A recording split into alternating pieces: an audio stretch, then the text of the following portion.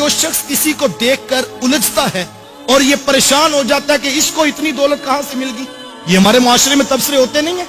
वो कहते जी हम तो 30 साल हो गए कारोबार करते हुए, हमारा तो 5 मरले के मकान है, ये कल का नौजवान मार्केट में आया है तो इसने कैसे डिफेंस में प्लाट लेकर घर बना लिया।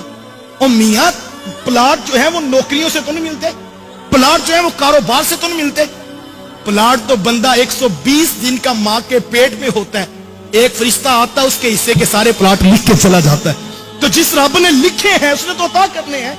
तो किसी का सफर 50 साल में है, किसी का 60 साल में, किसी का 30 साल में, हम उलझ जाते हैं। काश के हम इस पर गौर करें कि ये कितना बड़ा मर्ज है। और बड़ी खूबसूरत बात किसी दानिश्वर ने की। वो दानिश्वर कहते हैं जो असल में हासिद शख्स है, जिससे हसद कर रहा है उससे नहीं उलझता, असल में अपने रब की तकसीम के ऊपर एतराज करता है कि इसको ये दिया क्यों गया। यार देने वाला तो रब है। और आज हम देखें कि हमारे अंदर ये हौसला है कि अपने से नीचे वाले में अगर सलाहियतें हो तो हम उसको अप्रिशिएट करके ऊपर ले आए। नहीं, हम तो हसद की आग में जलते हैं और हम कोशिश करते हैं कि ये नीचे वाला दब के रहे और ये कभी ऊपर ना आए। इसी वजह से हमारे मुआशरे के अंदर इदारे तबाह हो गए, हमारे स्कूल्स इंस्टीट्यूट्स जो है वो तबाह हो जाते हैं कि जो सलाहियतों वाला वो नीचे दब जाता है और लोग हसद की वजह से उसे ऊपर नहीं आने देते।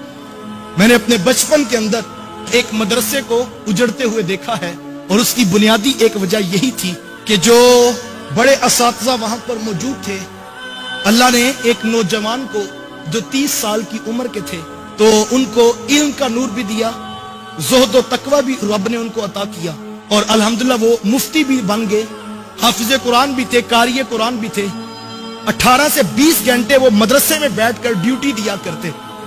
तो इदारे के मुंतजिमीन उनकी वो सलाहियतें देख रहे थे तो उन्होंने उनको बुला करके नाज़मियत का ओहदा उनको दे दिया कि आप आज के बाद नाजिम हैं मदरसा के। तो ये तो खुशी की बात थी और तुलबा में खुशी की लहर दौड़ गई कि एक बासलाहियत शख्स जो है वो उसको नाजिम बना दिया गया और यकीनन अब तालीम भी अच्छी होगी, तरबियत भी अच्छी होगी, माहौल भी मदरसे का ठीक होगा।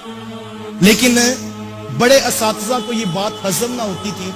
वो कहते थे ये कैसे हो सकता है कि हम 50-50 साल के पढ़े हुए और ये कल हमसे पढ़ के हमारे ऊपर नाज़िम बना दिया गया।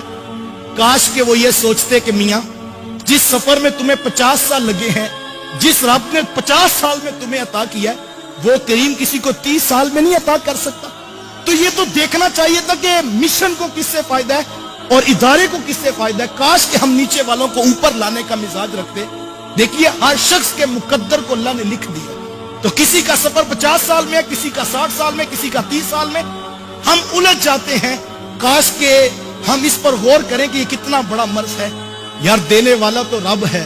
वो खुद फरमाता है कुलिल्लाहुम्मा मालिकल मुल्क तूतिल मुल्क मन तशा व तंज़िउल मुल्क मिम्मन तशा व तुइज़्ज़ु मन तशा व तुज़िल्लु मन तशा। वो कहता है वो अल्लाह है, वो जिसको चाहता है सल्तनत अता करता है और जिसको चाहता है इज्जतें अता करता है, जिससे चाहता है इज्जतें छीन लेता है। साहिब अगर मन तशा का मफहूम समझ आ जाए तो फिर इंसान अपने भाई से उलझ नहीं सकता। साहिब लोगों के साथ मुकाबला नहीं है, अपनी जिंदगी को औरों की तरफ देखकर बेचैन न कीजिए।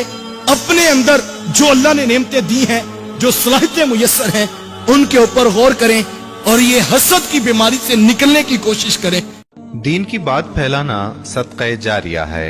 सवाब की नीयत से वीडियो को शेयर जरूर कीजिए। जज़ाकल्लाह।